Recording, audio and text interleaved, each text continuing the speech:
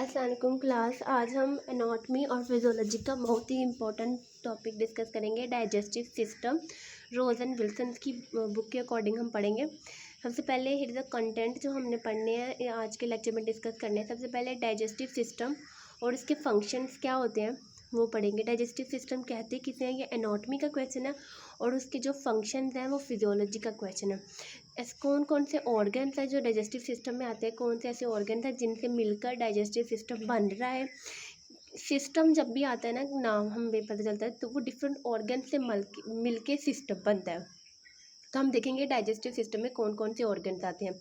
Anatomy और physiology पढ़ेंगे digestive organs की। एनाटॉमी का मतलब है डाइजेस्टिव ऑर्गन की, एनाटॉमी पढ़ने का मतलब है कि उनकी स्ट्रक्चर को पढ़ेंगे, उनकी लोकेशन को पढ़ेंगे, उनकी बाउंड्रीज़ को पढ़ेंगे, उनके डायमीटर को, उनकी लेंथ को, उनकी कैपेसिटी को, एट्सेट्रा। ये सब कुछ एनाटॉमी में आता है, वो पढ़ेंगे।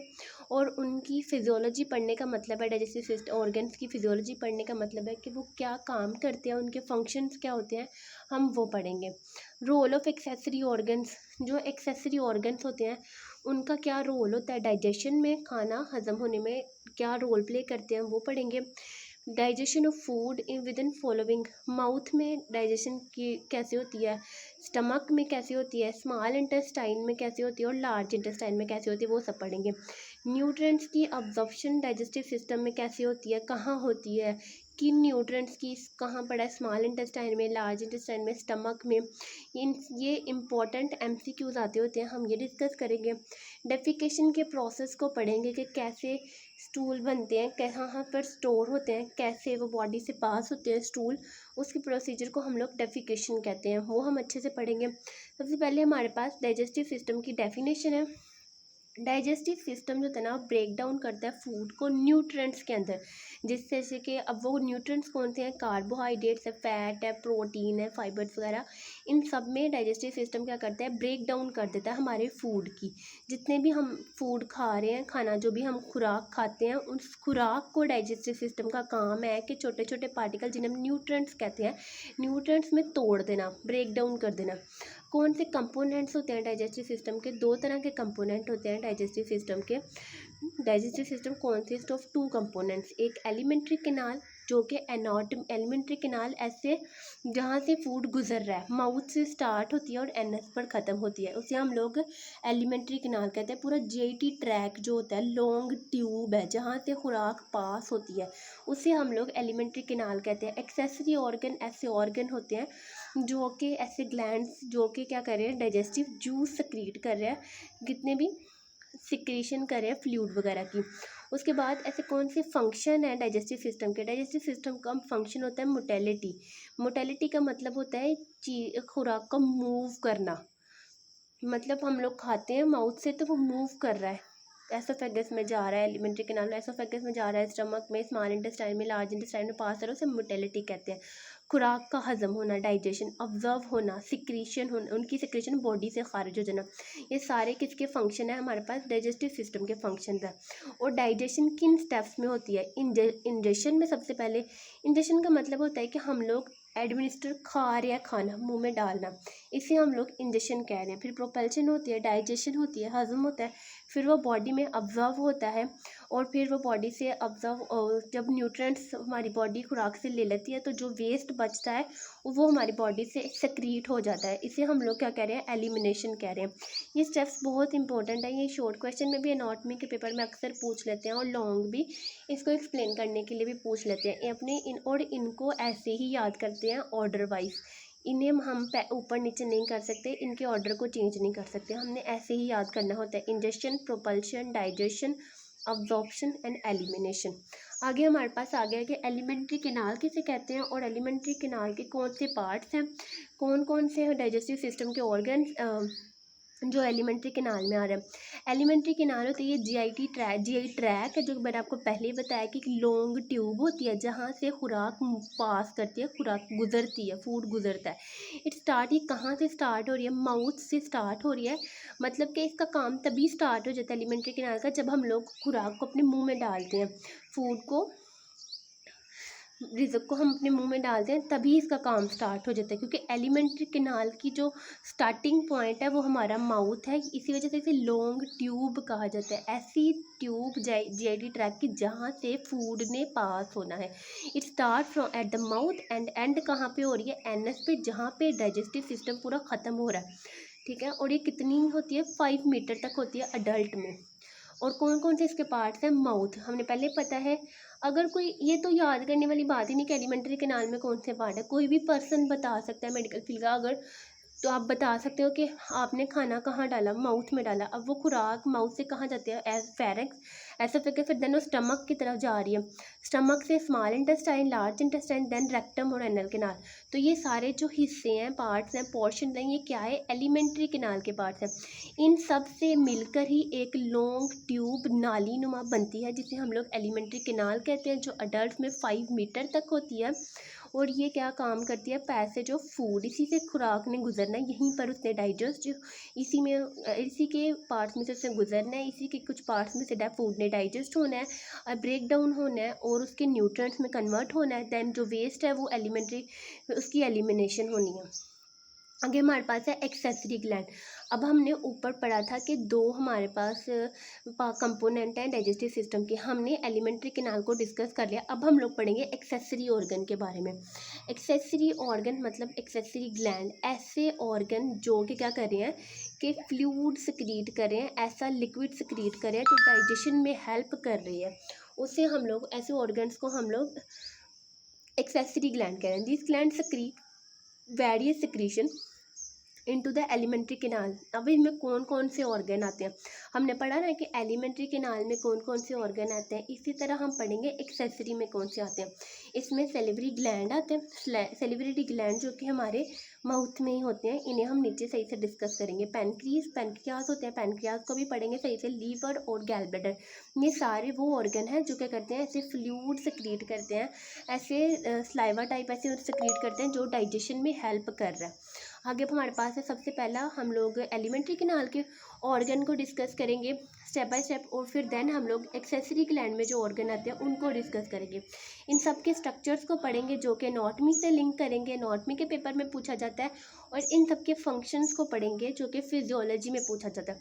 मैं आपको साथ साथ इनकी एनाटॉमी और फिजियोलॉजी का डिफरेंस इसलिए बताती हूँ क्योंकि हम लोग क्या करते हैं कि नर्सिंग में एनाटॉमी और फिजियोलॉजी की बुक सेम है, तो अक्सर बच्चे कंफ्यूज होते हैं कि एनाटॉमी के पेपर में क्या आना है और फिजियोलॉजी के पेपर में क्या आना है, और कौन से चैप्टर हमने एनाटॉमी में पढ़ने हैं और कौन से फिजियोलॉजी में। इस वजह से कन्फ्यूजन ना हो तो मैं आपको साथ साथ इससे भी एक्सप्लेन करती हूँ। सबसे पहला हमारा एलिमेंट्री कैनाल का क्या था ऑर्गन, वो था हमारा माउथ। हमारा माउथ से होता है ना, ये ओरल कैविटी है, किससे मिलके बनती है, बोन से और मसल से। कोई भी अपने मुंह को हाथ लगा के बता सकता है कि ये मसल से और बोन से मिलके बनता है। अब ना आपको क्वेश्चन आता है कि अलग अलग ऑर्गन का कि इसकी बाउंड्रीज क्या है, तो आपने उसमें कंफ्यूज नहीं होना। उसका मतलब होता है कि इसके इंटीरियरली क्या है, पोस्टीरियरली क्या है, लेटरली क्या है, सुपीरियरली क्या है, इन्फीरियरली क्या है। ठीक है, इंटीरियरली बिल्कुल सामने, आपके माउथ के बिल्कुल सामने क्या है, लिप। आप लिप्स होते हैं हमारे होंठ, ठीक है। पोस्टीरियरली हमारे लिप्स होते हैं हमारे होंठ, ठीक है। पोस्टीरियरली हमारे माउथ के पीछे वाली साइड पे क्या होता है, बैक साइड पे, तो वो ओरोफेरेंक्स होती है। लेटरली मतलब कि साइड्स पे क्या है, राइट साइड पे, लेफ्ट साइड पे क्या है। आप अपने हाथ, मुंह पे हाथ लगा कर देख सकते हैं कि सामने क्या है, लिप्स है, पीछे बैक साइड पे ओरोफेरेंक्स होती है, और साइडों पे, लेफ्ट साइड पे और राइट साइड पे क्या है, हमारी चिक्स होती हैं जो मसल से मिलके बने होते हैं, इसलिए कहते हैं मसल्स ऑफ चिक्स होते हैं। ऊपर वाली साइड पे पैलेट्स होते हैं, सॉफ्ट पैलेट और हार्ड पैलेट।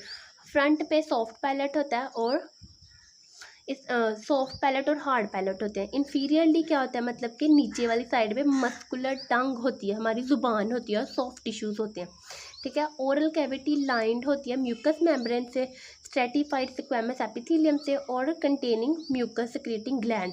ऐसे ग्लैंड्स होते हैं मुंह में, ओरल कैविटी में, जो क्या करते हैं कि म्यूकस को सिक्रीट करते हैं, जो कि हमारे डाइजेशन में, जब हम लोग खाना चबाते हैं उसमें हेल्प करे। Parts of oral cavity between gums and चिक इज कॉल्ड वेस्टिब्यूल, उनको वेस्टिब्यूल कहते हैं।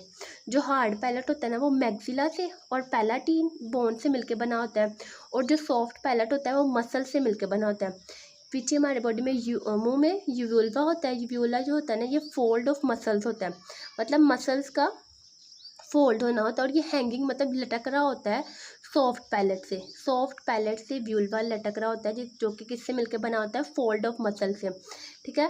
पैलाटिन tonsils are also present in the mouth. Tonsils जो होते हैं ना, ये हमारे इम्यून सिस्टम का पार्ट है, मतलब कि ये हमारी इम्यूनिटी में हेल्प कर रहे हैं। आगे हमारे पास दूसरा जो डाइजेस्टिव सिस्टम में एलिमेंट्री क्या हम पढ़ेंगे, वो है टंग। टंग क्या होती है, वोलेंट्रली मसल से मिलकर बनी होती है। वोलेंट्री मसल्स ऐसे मसल्स होते हैं जो हमारे अंडर कंट्रोल है, जिन्हें हम कंट्रोल कर सकते हैं उनको हम लोग वोलेंट्री कहते हैं, और जिनको नहीं कंट्रोल कर सकते, जिनको हमारा ऑटोनॉमिक नर्वस सिस्टम कंट्रोल करता है, उसको हम लोग इनवोलेंट्री मसल्स कहते हैं। अब यहाँ पर वोलेंट्री मसल से मिलकर बनना लिखा है, तो मतलब ज़ुबान हमारे कंट्रोल में। अब कोई भी पर्सन है, आप सब देख सकते हैं, आप अपनी मर्ज़ी से अपनी ज़ुबान को अपने मुंह से बाहर निकाल सकते हैं, फिर अंदर कर सकते हैं, आप हिला सकते हैं, मतलब कि वो हमारे कंट्रोल में वोलेंट्री मसल से मिलकर बनी है। वो अटैच किससे होती है, मुंह में हायोइड बोन से अटैच होती है। ज़ुबान हमारे मुंह में ऐसे नहीं पड़ी हुई, किससे अटैच है, हायोइड बोन से अटैच है, और फेरेन्यूलम से फ्लोर ऑफ माउथ। ऊपर की तरफ हायोइड बोन से अटैच होती है, और नीचे की तरफ फ्लोर से फ्रेन्यूलम उसे हम लोग कहते हैं, उससे अटैच होती है। सुपीरियर सरफेस होती है ना टंग की, उसमें बहुत से लिटिल प्रोजेक्शन कहते होते हैं, लाइक जिसे हम लोग पेपिलाई कहते हैं। अब कौन सी ब्लड सप्लाई इसकी पढ़ेंगे और नर्व सप्लाई की पढ़ेंगे, देन टंग के पढ़ेंगे, फंक्शंस पढ़ेंगे।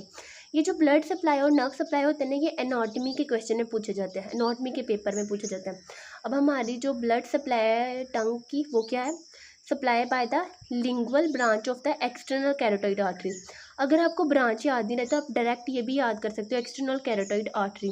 ड्रेनेज किससे होती है, बाय लिंगुअल वेन से, which joins the internal jugular veins. Nerve supply में हाइपोग्लोसल नर्व, इसमें ये आपको अच्छे से याद करने पड़ने, नर्व सप्लाई और ब्लड सप्लाई।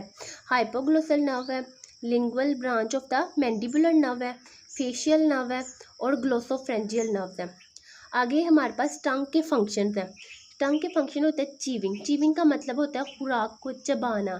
जब हम लोग चीविंग इसका फंक्शन है।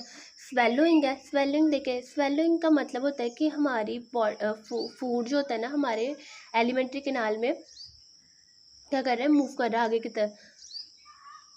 स्वेलोइंग और टेस्ट, टंग की वजह से ही हम लोग किसी भी खुराक का टेस्ट फील कर पाते हैं, क्योंकि हमारी टंग के ऊपर टेस्ट बर्ड्स होते हैं, जिसकी वजह से हम लोग टेस्ट किसी भी खुराक का फील कर लेते हैं, उसे एंजॉय करते हैं। स्पीच बोलने में हमें कौन हेल्प कर रहा है, हमारी टंग। उसके बाद हमारे पास है टीथ, दांत, जो कि एम्बेडेड कहाँ पर होते हैं, मैक्सिला, जिसे हम लोग जबड़ा भी कहते हैं, मैक्सिला में, और मैंडिबल में टीथ एम्बेडेड होते हैं, मतलब वहाँ पे लोकेटेड होते हैं। Babies are born with 2 sets, temporary teeth होते हैं। बेबीज होते हैं ना, babies are born with 2 sets of teeth. Babies में सबसे पहले टेम्परेरी टीथ होते हैं जो कि 20 होते हैं, और बाद में परमानेंट टीथ होते हैं जो कि 32 होते हैं। आगे टीथ का स्ट्रक्चर यहाँ पे बना हुआ है। आगे हमारे पास इसकी ब्लड सप्लाई है, टीथ की supply bye maxillary artery, maxilla में होते हैं। यहाँ से आप याद रख सकते हैं कि maxillary artery drainage by the number of veins into jugular vein. Nerve supply maxillary nerves और मैंडिबुलर नर्व्स, यहाँ से याद रखते हैं मैक्सिलर और मैंडिबुलर में टीथ होते हैं, और वही मैक्सिलर नर्व और मैंडिबुलर नर्व्स। अब टीथ के फंक्शन क्या होते हैं, chewing, cutting of food into smaller pieces. अब खुराक को हम मुंह में डालते हैं तो चबाते हैं, और छोटे छोटे पार्टिकल्स में वो कन्वर्ट हो जाती है, फिर उसका बोलस बनता है। तो ये काम कौन कर रहा होता है, हमारे टीथ की वजह से ये पॉसिबल होता है। तो cutting food into smaller pieces किसका फंक्शन है, टीथ का। चीविंग किसका फंक्शन है, टीथ का। और ग्राइंडिंग क्या करता है असल में, हम जो घरों में ग्राइंडर्स यूज़ करते हैं, उसका क्या काम होता है, जो भी हम उसके अंदर चीज़ डालते हैं उसको छोटे छोटे पार्टिकल्स में कन्वर्ट कर देता है, उसके बिल्कुल पाउडर। तो इस तरह हमारे दांत भी क्या कर रहे हैं, हमारे टीथ भी, हम जो खुराक खाते हैं वो उसको छोटे छोटे पार्टिकल्स में कन्वर्ट करते हैं, देन उसका बोलस बनता है, फिर पॉसिबल होता है कि हम उसे, हमारी टंग उसे पुश करती है, तो वो आगे एलिमेंट्री कैनाल में मूव कर पाते हैं। तो टीथ का रोल है ग्राइंडिंग में, चीविंग में, cutting food into smaller pieces. आगे हमारे पास है सेलिवरी ग्लैंड स्टार्ट हो गए, जो कि हमने एक सेंसरी ऑर्गन में सबसे पहला ऑर्गन पढ़ा था। सेलिवरी ग्लैंड होते हैं ना, ये एक्सोक्राइन ग्लैंड होते हैं। ये सक्रीट करते हैं सिक्रीशन को डक्ट के अंदर। अब एक्सोक्राइन और एंडोक्राइन में पता है क्या डिफरेंस होता है? जितने भी एक्सोक्राइन ग्लैंड होते हैं उनके पास डक्ट होते हैं, वो डक्ट के ज़रिए सिक्रीशन को क्या कर रहे हैं, सक्रीट करते हैं। लेकिन जितने भी एंडोक्राइन ग्लैंड होते हैं वो डक्ट लेस होते हैं, उनमें डक्ट्स नहीं होते, वो डायरेक्टली ब्लड के अंदर अपने सिक्रीशंस को क्या कर रहे हैं, छोड़ रहे होते हैं, सक्रीट कर रहे होते हैं। तो हमें पता चल गया कि सेलेवरी ग्लैंड क्या है, वो एक्सोक्राइन ग्लैंड है, उसने सक्रीट करना होता है सिक्रीशन को डक्ट के ज़रिए। कहाँ पर? माउथ के अंदर। मेजर 3 हमारे पास सेलेवरी ग्लैंड होते हैं, पैराटोइड ग्लैंड, सब मैंडिबुलर ग्लैंड और सब लिंगुअल ग्लैंड। ये एक इंपॉर्टेंट क्वेश्चन है। सबसे पहले आपने इनके नाम को पढ़ना है, फिर लोकेशन के यहाँ कहाँ पर होते हैं, फिर ये क्या सक्रीट करें। पैराटोइड ग्लैंड, सब मैंडिबुलर ग्लैंड और सब लिंगुअल ग्लैंड। जो पैराटोइड ग्लैंड होते हैं ये कहाँ पर होते हैं, लोकेटेड होते हैं इन फ्रंट ऑफ द ईयर्स, कानों के फ्रंट पर होते हैं, मुंह के अंदर वाली साइड पे सक्रीट करते हैं सिक्रीशन को। कहाँ से, किसके ज़रिए सिक्रीशन को ये सक्रीट करते हैं? स्टेनोसिस डक्ट के ज़रिए।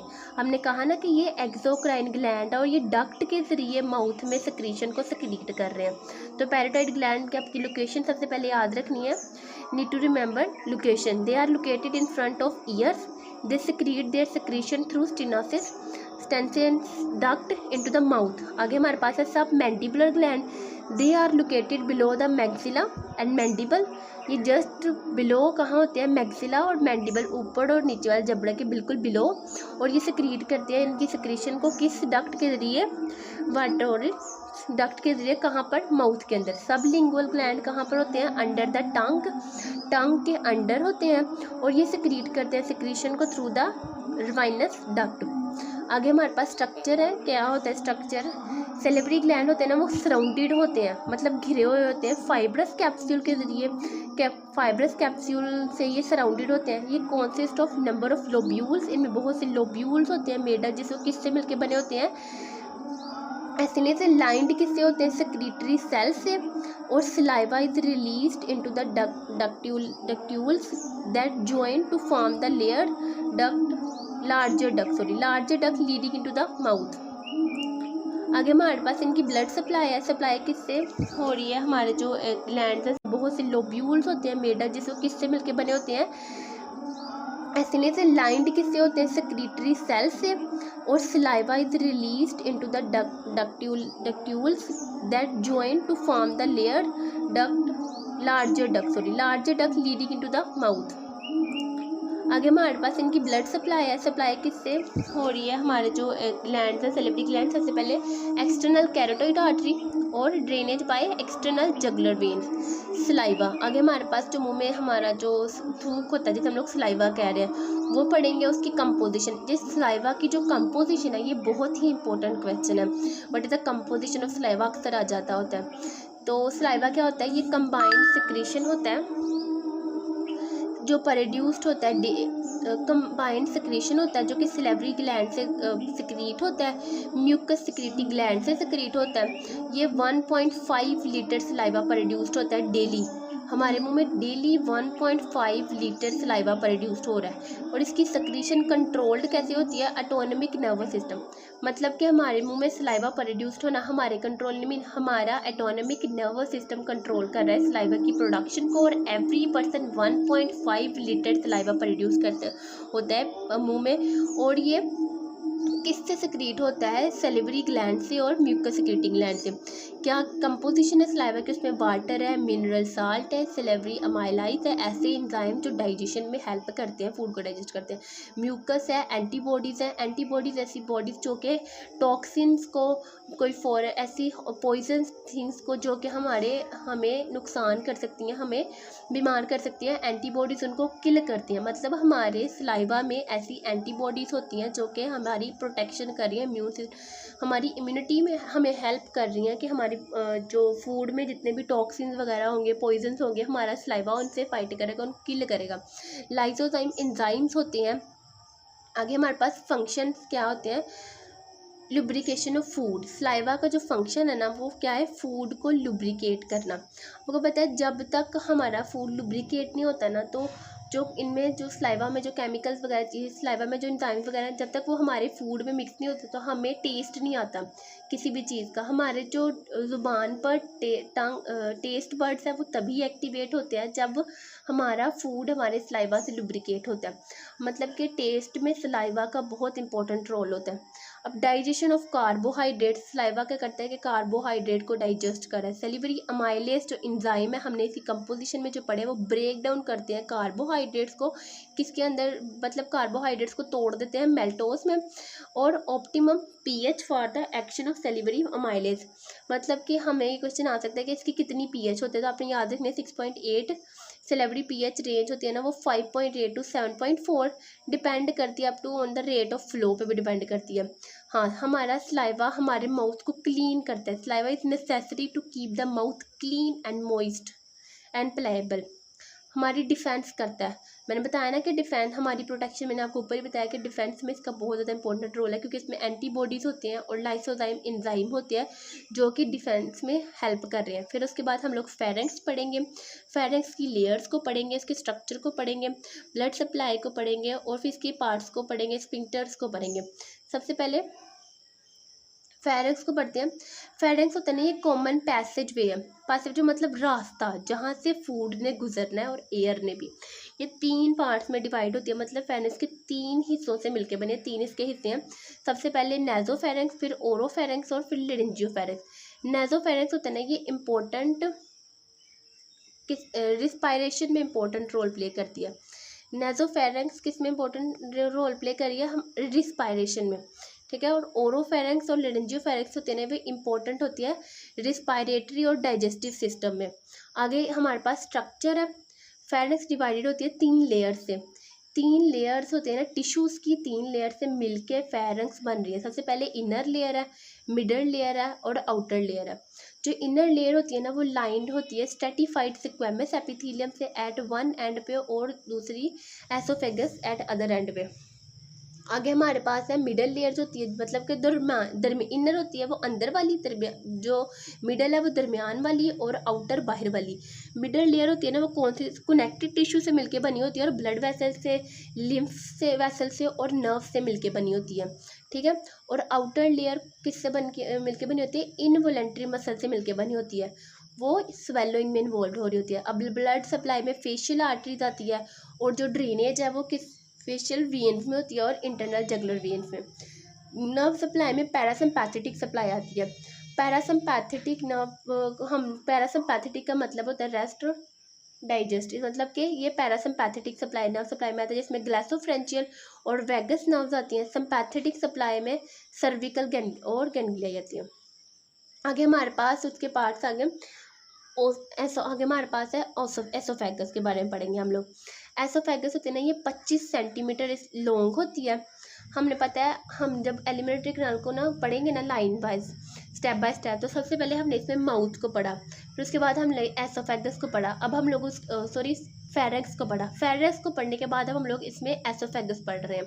क्या हम लोग अपनी एलिमेंट्री कैनाल को जिस तरह उसकी एनाटॉमी है उसी तरह स्टेप बाय स्टेप डिस्कस कर रहे हैं। इससे भी आपको याद रहेगी एलिमेंट्री कैनाल की स्टेप बाय स्टेप, आपको इसको कौन कौन से ऑर्गन से मिलकर बनती है वो याद रहेगा। एसोफेगस को तो 25 सेंटीमीटर लंबी होती है, 2 सेंटीमीटर चौड़ी डायमीटर होता है इसका। ये कहाँ पर होती है, ये हमारी नेक में मीडियन प्लान में होती है, थोरैक्स के बिल्कुल सामने, और वर्ट in front of median plane in the thorax में, और वर्टिबल कॉलम जो कि हमारी ये गर्दन से पीछे रीढ़ की हड्डी तक, उसे वर्टिबल कॉलम कहते हैं। उसके बिल्कुल फ्रंट पे जो हमारी सर्वाइकल है, जो गर्दन में रीढ़ की हड्डी का हिस्सा ऊपर वाला आता है, सर्वाइकल वर्टिबल कॉलम, उसके बिल्कुल फ्रंट पे। And behind the trachea, trachea के बिहाइंड पे होती है, और हार्ट के भी बिहाइंड पे होती है, हमारे दिल के और ट्रैकिया के बिल्कुल बिहाइंड होती है। इसकी लोकेशन है ये, और हम अक्सर 2 नंबर का क्वेश्चन लोकेशन का आ जाता है, आपने इन्हें याद रखना है। इसकी लेंथ कितनी है, 25 सेंटीमीटर, 2 सेंटीमीटर डायामीटर है। कहाँ पर इसकी लोकेशन है, ये तीन लाइनें इसकी बहुत इंपॉर्टेंट है कि median plane in the thorax, in front of the vertebral column and behind the trachea and the heart. और स्पिंक्टर्स होते हैं ना, ये अपर और लोअर एंड होते हैं एसोफेगस के, और ये क्लोज्ड होती है किससे, अपर एंड लोअर एंड जो होते हैं ना एसोफेगस के, वो स्पिंक्टर से क्लोज्ड होते हैं, उसको हम लोग स्पिंक्टर्स कहते हैं। जो उसको कवर करते हैं एसोफेगस की अपर और लोअर एंड को, उसे हम लोग स्पिंक्टर्स कहते हैं। अब अपर स्पिंक्टर्स और लोअर स्पिंक्टर को पढ़ेंगे। जो अपर स्पिंक्टर्स होते हैं ना, वो प्रिवेंट करते हैं कि एयर पैसेज ना हो जाए into the oesophagus during inspiration. Prevent करते हैं passage of air into the oesophagus during inspiration, जब हम लोग सांस अंदर की तरफ लेते हैं। और लोअर स्पिंक्टर क्या करते हैं, लोअर एसोफेजियल स्पिंक्टर प्रिवेंट करते हैं back flow of gastric content, मतलब हमारे स्टमक में जो गैस्ट्रिक कंटेंट है, फूड वगैरह होता है, जो गैस्ट्रिक जूस वगैरह होता है, उसके बैक फ्लो को प्रिवेंट करें कि कहीं वो ऊपर की तरफ ना आए एसोफेगस में, इनटू द एसोफेगस। कुछ डिसऑर्डर्स ऐसे होते हैं जैसे कि गैस्ट्रिक एसोफेजियल रिफ्लेक्स डिजीज नाम का डिसऑर्डर होता है, जिसे हम लोग गर्ड कहते हैं। उसमें ना क्या होता है कि ये स्पिंक्टर्स होते हैं ना, वो सही से काम नहीं कर रहे, जिसकी वजह से क्या होता है कि वो स्टमक का कंटेंट हमारे एसोफेगस की तरफ मूव करता है, ऊपर की तरफ बैक फ्लो होता है, जिससे वहाँ पर एसोफेगस में इन्फ्लेमेशन हो जाती है और पेशेंट के मुंह से स्मेल भी आती है, इन्फ्लेमेशन हो जाती है, उसको वॉमिटिंग होती है, पायरासिस होते हैं, जलन वगैरह स्टार्ट हो जाती है। तो उससे ऐसे डिसऑर्डर्स ना हो, ऐसे हमें कुदरती तौर पर बचाने के लिए हमारे लोअर एसोफेगस को स्पिंक्टर ऐसे हमें कुदरती तौर पर बचाने के लिए हमारे लोअर एसोफेगस को स्पिंक्टर्स ने कवर किया हुआ है, तो वो प्रिवेंट करती हैं back flow of gastric content into the oesophagus. अगर ये ना होती तो क्या होता है कि जब भी हमारे एब्डोमिनल पे स्टमक पे प्रेशर पड़ता है, उसका कंटेंट क्या होता है, एसोफेगस की तरफ मूव करता है और एसोफेगस में इन्फ्लेमेशन हो जाती है। अगर ये ना होते तो मतलब देखें कितने इंपॉर्टेंट है ये। आगे स्ट्रक्चर पढ़ेंगे, एसोफेगस किससे मिलकर बनी होती है, उसकी 4 लेयर्स हैं टिश्यूज, उसे हम लोग पढ़ेंगे, जिसमें सबसे पहली लेयर मिकोजा, दूसरी सब मिकोजा, तीसरी मस्कुलरिस और तीसरी सेरोसा। ये भी एक एनाटॉमी का बहुत इंपॉर्टेंट क्वेश्चन है, मिकोजा, सब मिकोजा, मस्कुलरिस और सेरोसा, ठीक है। और इसके बाद हमारी ब्लड सप्लाई है कि जो आती है एसोफेगस में, thoracic region is supplied mainly by oesophageal arteries, abdominal region is supplied by the inferior phrenic arteries and coeliac arteries। अगर हम स्वेलोइंग के बारे में पढ़ते हैं, जैसे हम लोग स्वेलिंग होते हैं ना, ये अकर कहाँ पे होती है, अकर आफ्टर चीविंग, खुराक के चीव्ड होने के बाद स्वेलिंग स्टार्ट हो रही है। एंड बोलस इज फॉर्म, जब हम लोग खुराक को चबा लेते हैं ना अच्छे से, और हमारा जो फूड है, खुराक है, वो पार्टिकल्स में एक क्या कहते हैं मॉइस्ट, जिसमें सलाइवा मिक्सड होता है, एक छोटी बॉयलस में कन्वर्ट हो जाता है, तब स्टार्ट होती है swallowing. It is initiated by voluntarily, मतलब कि हम लोग इसे वोलेंट्रली, कोई भी मुंह में खुराक को खाने को रखता है तो वो अपने आप तो नहीं, हमारा ऑटोनोमिक नर्वस सिस्टम तो कंट्रोल नहीं कर रहा है इस चीज़ को कि हम खुराक अपने आप भी चबाई जा रहे हैं, नहीं, हम लोग कंट्रोल में, अगर हम बात कर रहे होते तो हम अपने मुंह को खुराक को चबाना बंद कर सकते हैं, मतलब चीविंग हमारे कंट्रोल में। और अगर हम लोग ना चाहें तो हम खुराक को निगलते नहीं हैं, मतलब कि स्वेलोइंग क्या है, वोलेंट्रली स्टार्ट होती है, it is initiated by voluntarily and but after becomes involuntary, बाद में इनवोलेंट्री। खुराक को, इसका मतलब है कि खुराक को निगलना, चबाना और चबाने के बाद निगलना, आगे पुश करना हमारे बस में होता है, हमारे अंडर कंट्रोल है। इसी वजह से कहते हैं कि स्वेलोइंग जो हम स्टार्ट होती है, खुराक को निगलना हमारे कंट्रोल में, बाद में वो इनवोलेंट्रली हमारे आउट ऑफ कंट्रोल होता है, जब वो खुराक मुंह से आगे चले जाती है। अब ऐसा थोड़ी ना होता है कि हमारे बस में हो कि हम जब खुराक को चबा लिया, मतलब चीप कर लिया, उसके बाद हम लोगों ने स्वेलो कर लिया, मतलब निगल लिया, तो हम अपनी मर्ज़ी से उसको बाहर निकाल सकते हैं, नहीं निकाल सकते। मतलब कि आगे, या फिर हम लोग क्या करते हैं कि रुकना 2 मिनट बात करते हुए कहते हैं 2 मिनट रुकना, मेरे एसोफेगस से खुराक गुजर जाए, रुकना 2 मिनट, मेरे स्टमक तक खुराक पहुंच जाए, मतलब आगे स्वेलोइंग हमारे कंट्रोल में नहीं होती, सिर्फ माउथ तक ही स्वेलोइंग, खुराक को निगलना हमारे कंट्रोल में होता है, और आगे क्या हो जाता है, इनवोलेंट्रली हो जाता है। इस लाइन का यही मतलब है, it is initiated by voluntarily but after become involuntarily. अब इसकी स्टेजेस होती हैं, मतलब खुराक का निगलना, हमारे अंदर पास होना, स्वेलोइंग की 3 स्टेजेस हैं जो कि इंपॉर्टेंट है। ओरल स्टेज होती है, फ्रेंजियल स्टेज होती है और एसोफेजियल स्टेज होती है। ओरल स्टेज क्या होती है कि ओरल स्टेज इनिशिएटेड होती है जब हम लोग अपनी मर्जी से वोलेंट्रली मसल्स और टंग को यूज़ करके पुश करते हैं खाने को फेरेंक्स के अंदर, मतलब माउथ से लेके फेरेंक्स में एंटर होने तक को हम लोग ओरल स्टेज कहते हैं, ठीक है, जो कि क्या है, वोलेंट्रली। इस चीज़ को आपने याद रखना है कि और जो स्वेलोइंग की 3 स्टेजेस हैं, ओरल, फ्रेंजियल और एसोफेजियल, इसमें कहाँ पर वोलेंट्रली है और कहाँ पे इनवोलेंट्रली है, और कहाँ पे किस ऑर्गन में हो रहा है खुराक पास हो रही है। पहली स्टेज ओरल जो है, उसमें ओरल स्टेज है, इनिशिएट होती है वोलेंट्रली मसल ऑफ टंग से और पुश करते हैं फूड को फेरेंक्स के अंदर। दूसरी फ्रेंजियल स्टेज है, जिसमें हम लोग जो तब इनिशिएट होती है जब रिफ्लेक्स एक्शन से, इन्वॉल्व ऑफ एरोफेरेक्स एंड, आपने याद रखना है कि जब हम लोग माउथ को एसोफेगस की तरफ खाना जा रहा है तो वो ओरल स्टेज है, और जब एसोफेगस की तरफ फेरेंक्स खराक जब फेरेंक्स माउथ से फेरेंक्स जा रही है तो वो ओरल है, माउथ से फेरेंक्स तो वो क्या है, ओरल है, और ये वोलेंट्रली हमारे कंट्रोल में है। उसके बाद स्टार्ट हो जाती है फेरेंजियल स्टेज। इनवोलेंट्रली फेरेंक्स प्रोपिल करती है बोलस को एसोफेगस के अंदर। इसको अच्छे से याद रखो कि जब खुराक माउथ से गई फेरेंक्स की तरफ तो वो क्या थी, ओरल, और जब फेरेंक्स से इनवोलेंट्रली वो फूड एसोफेगस में पुश हुआ तो वो फेरेंजियल, और फिर एसोफेगस से इनवोलेंट्रली जब वो स्टमक में पुश हुआ तो वो एसोफेजियल। ठीक है, ये तीनों चीज़ें आपने कंफ्यूज नहीं होना। आगे गैस्ट्रिक रिफ्लेक्स प्रिवेंशन ये कैसी होती है।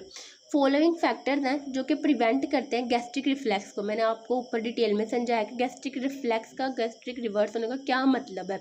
मतलब कि स्टमक का कंटेंट एसोफेगस में ऊपर की तरफ मूव करे, उससे हम लोग गैस्ट्रिक रिफ्लेक्स कहते हैं। तो वो कैसे प्रिवेंट होता है। स्टमक अटैचमेंट होती है डायाफ्राम के साथ, एक्यूट कार्डियो एसोफेजियल एंगल और कार्डियक स्फिंक्टर। आगे हमारे पास है स्टमक। स्टमक के को पढ़ेंगे, स्ट्रक्चर को पढ़ेंगे। देखिए हम लोग स्टेप बाय स्टेप पढ़े। सबसे पहले हमने माउथ पढ़ा, फिर फेरेंक्स पढ़ी, फिर उसके बाद हम लोगों ने एसोफेगस पढ़ी। अब हम लोग पढ़ रहे हैं एसोफेगस के बाद खुराक कहाँ कहाँ पर पहुँचती है, स्टमक में पहुँचती है। तो अब हम स्टमक पढ़ेंगे। स्टमक होता है ना, ये जे शेप्ड ऑर्गन होता है। ये एमसीक्यूज है बहुत इंपॉर्टेंट कि स्टमक क्या है। स्टमक जे शेप्ड ऑर्गन होता है। कहाँ पर होता है, इसकी location situated in the epigastric. हम ना कभी कभी क्या करते हैं कि कुछ लाइन याद कर लेते हैं, कुछ को छोड़ देते हैं।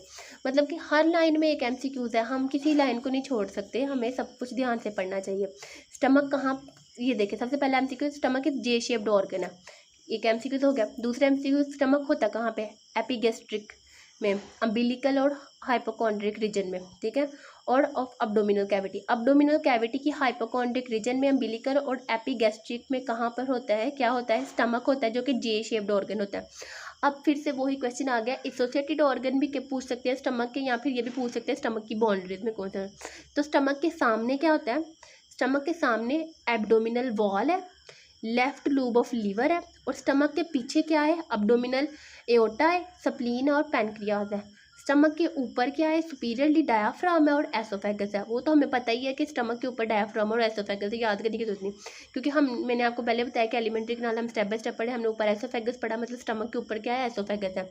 ठीक है, और नीचे की भी हमें याद करने की जरूरत है। हमें पता है कि इन्फीरियर भी स्टमक के स्मॉल इंटेस्टाइन ही होगा। ये आपने ट्रिक से याद रखना है। फूड कहाँ पर आया, एसोफेगस में आया, फिर स्टमक में आया, स्टमक के बाद कहाँ जाएगा, स्मॉल इंटेस्टाइन में। इसका मतलब स्टमक के ऊपर क्या है, एसोफेगस, और स्टमक के नीचे क्या है, स्मॉल इंटेस्टाइन। ठीक है, उस स्टमक के सामने एब्डोमिनल वॉल है, लेफ्ट लूब ऑफ लीवर है। स्टमक के पीछे क्या है, एओर्टा है, एब्डोमिनल एओर्टा है, स्प्लीन और पैनक्रियाज है। ठीक है, और लेफ्ट साइड पे स्टमक के क्या है, डायफ्रागम और क्या है, स्प्लीन है। और राइट साइड पे स्टमक के क्या है, ये आप लेफ्ट लेटरल और राइट लेटरल से लिख सकते हो। ठीक है, राइट साइड पे दाईं तरफ क्या है, लीवर है और डिडेनम है। ठीक है, अगर ये हमारे पास स्टमक का स्ट्रक्चर है। देखें सबसे पहले ऊपर एसोफेगस है, नीचे देखें ये पाइलोरिक स्फिंक्टर है, ऊपर वाले को क्या हम लोग कार्डिक स्फिंक्टर कहते हैं। फंडस है, बॉडी है, इन लेसर कर्वेचर होता है, लोअर और ग्रेटर कर्वेचर होता है, पाइलोरस है। ये सब आपने इनके अच्छे से इसके पार्ट स्टमक के याद करने और आपको ड्राइव करना आना चाहिए। आगे वॉल्स को पढ़ेंगे। Same as whole alimentary canal same modification. ऊपर हमने एलिमेंट्री कैनाल जो वॉल पढ़ी थी ना, मिकोजा, सब मिकोजा, मस्कुलरिस और सेरस वही इसकी होती हैं। आगे हमारे पास मॉडिफिकेशन है। मसल लेयर होती है ना, वो इसकी 3 लेयर होती हैं। Smooth muscle fibre, outer layer होती है ना, वो लॉन्गिट्यूडनल फाइबर से मिलकर बनते हैं। अब देखो यहाँ पर हम लोग मसल लेयर की 3 लेयर पढ़े। ये कोई स्टमक की 3 लेयर नहीं है, आउटर मिडल लेयर। स्टमक की आउटर मिडल और इनर लेयर की बात हम नहीं कर रहे, उसकी एक लेयर है मसल लेयर, और उसकी लेयर की बात कर रहे हैं, लेयर की आउटर लेयर जो और ग्रेटर कर्वेचर होता है, पाइलोरस है। ये सब आपने इनके अच्छे से इसके पार्ट स्टमक के याद करने और आपको ड्राइव करना आना चाहिए। आगे वॉल्स को पढ़ेंगे। Same as whole alimentary canal same modification. ऊपर हमने एलिमेंट्री कैनाल जो वॉल पढ़ी थी ना, मिकोजा, सब मिकोजा, मस्कुलरिस और सेरस वही इसकी होती हैं। आगे हमारे पास मॉडिफिकेशन है। मसल लेयर होती है ना, वो इसकी 3 लेयर होती हैं। Smooth muscle fibre, outer layer होती है ना, वो लॉन्गिट्यूडनल फाइबर से मिलकर बनते हैं। अब देखो यहाँ पर हम लोग मसल लेयर की 3 लेयर पढ़े। ये कोई स्टमक की 3 लेयर नहीं है, आउटर मिडल लेयर। स्टमक की आउटर मिडल और इनर लेयर की बात हम नहीं कर रहे, उसकी एक लेयर है मसल लेयर, और उसकी लेयर की बात कर रहे हैं, लेयर की। आउटर लेयर जो होती है वो लॉन्गिट्यूडनल फाइबर से मिलकर बनी होती है, मिडल लेयर जो होती है वो सर्कुलर फाइबर से मिलकर बनी होती है, और सर्कुलर फाइबर से मिलके बनी होती है, और जो इनर अंदर वाली लेयर होती है वो ओब्लीक फाइबर से मिलके बनी होती है। ये आपने याद रखना है। व्हेन स्टमक इज एम्प्टी, जब हमारा स्टमक खाली होता है तो म्यूकस मेम्ब्रेन लाइनिंग होती है ना, वो थ्रो होती है in through into the longitudinal fold are and down fall the higher inner. आगे हमारे पास स्टमक के फंक्शंस है, हमारा स्टमक क्या काम करता है, ये आप ऐसे भी याद रख सकते हैं। स्टमक के फंक्शंस क्या है? सबसे पहले डिफेंस मैकेनिज्म, क्योंकि जो गैस्ट्रिक जूस स्टमक में सिक्रीट होता है वो भी डिफेंस में हेल्प कर रहा है। सबसे पहले डिफेंस मैकेनिज्म। दूसरा, स्टमक में हार्मोन्स भी प्रोड्यूस्ड होते हैं। फूड की स्टोरेज स्टमक का फंक्शन है। मैकेनिकल डाइजेशन होती है स्टमक में। मैकेनिकल डाइजेशन ऐसी डाइजेशन है जिसमें स्टमक क्या कर रहा होता है कि ऐसे कॉन्ट्रैक्ट होता है फिर रिलैक्स होता है, इसे मैकेनिकल डाइजेशन। इसमें फूड क्या होता है? डाइजेस्ट होता है, इसे मैकेनिकल डाइजेशन कहते हैं। और केमिकल डाइजेशन का मतलब होता है कि जो गैस्ट्रिक जूस के ज़रिए और डाइजेस्ट हमारे स्टमक में जो गैस्ट्रिक जूस सिक्रीट हो रहा है उससे जो डाइजेशन हो उसे केमिकल डाइजेशन कहते हैं। और रेगुलेशन होता है गैस्ट्रिक कंटेंट का, ये भी। और अब्जॉर्प्शन ऑफ आयरन, आयरन कहाँ ऑब्जर्व हो रही है? इंपॉर्टेंट एमसीक्यू, स्टमक में। आगे हमारे पास हमारा अगला एलिमेंट्री कैनाल का ऑर्गन आ गया, वो क्या है? Small intestine. स्मॉल इंटेस्टाइन होता है ना, वो कंटिन्यूस होती है with the stomach at the pyloric sphincter से। अब थोड़ी सी ऊपर चलते हैं और इसे रिवाइज करते हैं। नीचे देखिए स्टमक के क्या है? Pyloric sphincter. उन्होंने क्या लिखा है कि इंटेस्टाइन स्टमक कहाँ से कंटिन्यू हो रहा है? पाइलोरिक स्फिंक्टर से, जो कि किसका हिस्सा है? स्टमक का नीचे वाला। ठीक है। स्मॉल इंटेस्टाइन 2.5 सेंटीमीटर होता है डायामीटर में और 5 मीटर लंबा होता है। ये जो आप सेंटीमीटर डायामीटर पढ़े हो, ये बहुत इंपॉर्टेंट चीज़ है, एमसीक्यूज में आती है। It leads into the large intestine. अब हमने पता है, हम लाइन वाइज पढ़ रहे हैं। माउथ आता था, फेरेंक्स आती है, एसोफेगस आती, स्टमक आता है, उसके बाद स्मॉल इंटेस्टाइन, और इसके आगे उन्होंने लिखा है large intestine. It leads into large intestine, मतलब इसके बाद लार्ज इंटेस्टाइन आएगा एट द इलियोइकल वाल्व। उसके बाद लोकेशन बताइए स्मॉल इंटेस्टाइन की। याद रखो 2.5 सेंटीमीटर इसका डायमीटर है, 5 मीटर ये लॉन्ग है, इसके ऊपर स्टमक है, नीचे क्या है? Large intestine. इसकी लोकेशन क्या है? एब्डोमिनल कैविटी, सराउंड किससे होता है? Large by the large intestine. आगे इसके पार्ट्स हैं, स्मॉल इंटेस्टाइन के पार्ट भी आपने अच्छे से याद रखने, और लार्ज इंटेस्टाइन के भी। तो स्मॉल इंटेस्टाइन के पार्ट में ड्यूडेनम आता है, जिजैनम आता है और इलियम आता है। ड्यूडेनम, जिजैनम और इलियम। अब इनकी थोड़ी सी कैरेक्टरिस्टिक पढ़ लेते हैं, ड्यूडेनम की और इलियम की। ठीक है। ड्यूडेनम 25 सेंटीमीटर लॉन्ग होता है, curves around the head of the pancreas, और secretion from the gall bladder and pancreas merge किस में होता है? हेपेटो पेनक्रियाटिक एम्प्यूला में। और एंटर होता है, enter the duodenum at the duodenal papillae, and duodenal papilla is graduated by the guarded by the sphincter of, ऊपर मैंने आपको ये बताया स्फिंक्टर। तो आगे हमारे पास जिजैनम है, ये मिडल सेक्शन है और ये अबाउट 2 मीटर लॉन्ग होता है, मिडल सेक्शन है जिजैनम, और 2 मीटर लंबा होता है। इलियम जो होता है ना, ये क्या है? ये टर्मिनल सेक्शन है, लास्ट वाला सेक्शन है इलियम, और ये क्या है? 3 मीटर लंबा होता है, और ये एंड कहाँ पे होता है? इलियोइकल वॉल पे, विच कंट्रोल, जो कंट्रोल करते हैं flow of material from ileum to caecum. ठीक है। अब काइकम क्या है आपको बताऊं? अब थोड़ा सा नीचे जाना पड़ेगा आपको काइकम बताने के लिए कि काइकम क्या है। काइकम जो होता है ना, वो लार्ज इंटेस्टाइन का पार्ट होता है। काइकम क्लोन, ये सारे क्या हैं? ये लार्ज इंटेस्टाइन के पार्ट्स हैं। ठीक है, मतलब कि ये काइकम तक। फिर आगे हमारे पास स्ट्रक्चर है, देखिए the walls of the small intestine are composed of 4 layer. जो वॉल्स होते हैं इसकी स्मॉल इंटेस्टाइन की, वो 4 लेयर से मिलकर बनती है, जिसमें पेरिटोनियम आता है, मस्कुलर आती है, मिकोजा आती है और सब मिकोजा आती है। There are some modification in the peritoneum and mucosa, मतलब कि जो ऊपर वाले हिस्सों की एलिमेंट्री कैनाल में जो मिकोजा थी और पेरिटोनियम थी, उसके अलावा इसमें कुछ मॉडिफिकेशन होती हैं। आगे हमारे पास पेरिटोनियम, मिकोजा और सब मिकोजा को उन्होंने थोड़ा सा एक्सप्लेन किया है, उसको मैं बताती हूँ। जब मिकोजा होती है ना, ये सरफेस एरिया ग्रेटली इंक्रीज होता है बाय सर्कुलर फोल्ड से, विलाई से और माइक्रोविलाई से। जो परमानेंट सर्कुलर फोल्ड, चलिए इसको इतना डिटेल में नहीं पढ़ते, हम आगे देखते हैं। स्मॉल इंटेस्टाइन के फंक्शन इंपॉर्टेंट है, वो पढ़ते हैं। स्मॉल इंटेस्टाइन के फंक्शन होते हैं onward movement of its content by the peristalsis, मतलब खुराक को आगे की तरफ मूव कराते हैं। Secretion of intestinal juice secrete होता है स्मॉल इंटेस्टाइन में। केमिकल डाइजेशन होती है, प्रोटेक्शन होती है अगेंस्ट द इन्फेक्शन, और हार्मोन सिक्रीट होते हैं, और अब्जॉर्प्शन होती है किसकी, न्यूट्रिएंट्स की। ठीक है, अब यहाँ पर लिखा है कि न्यूट्रिएंट्स की अब्जॉर्प्शन कैसे होती है। अब्जॉर्प्शन न्यूट्रिएंट्स की होती है स्मॉल इंटेस्टाइन में कुछ सेवरल प्रोसेस है उनके जरिए, जिसमें डिफ्यूजन है, ऑस्मोसिस है, फिजिलिटेटेड डिफ्यूजन और एक्टिव ट्रांसपोर्ट है।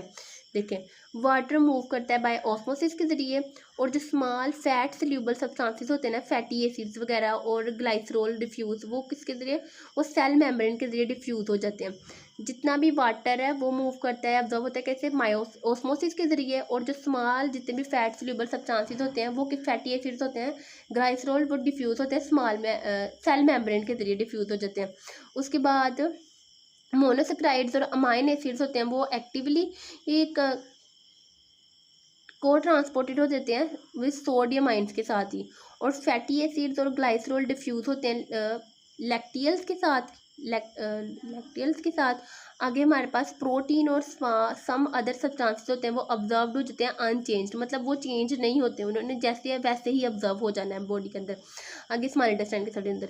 फिर फैट सोल्यूबल विटामिन होते हैं, वो ऑब्जर्व्ड हो जाते हैं लैक्टियल्स के साथ ही, लैक्टियल्स में ऑब्जर्व्ड होते हैं। और विटामिन B12 होता है, वो इलियम के अंदर ऑब्जर्व होता है, जो कि मैंने स्मॉल इंटेस्टाइन का आपको एक पार्ट पढ़ाया वो। उसके बाद हमारे पास है पेनक्रियास।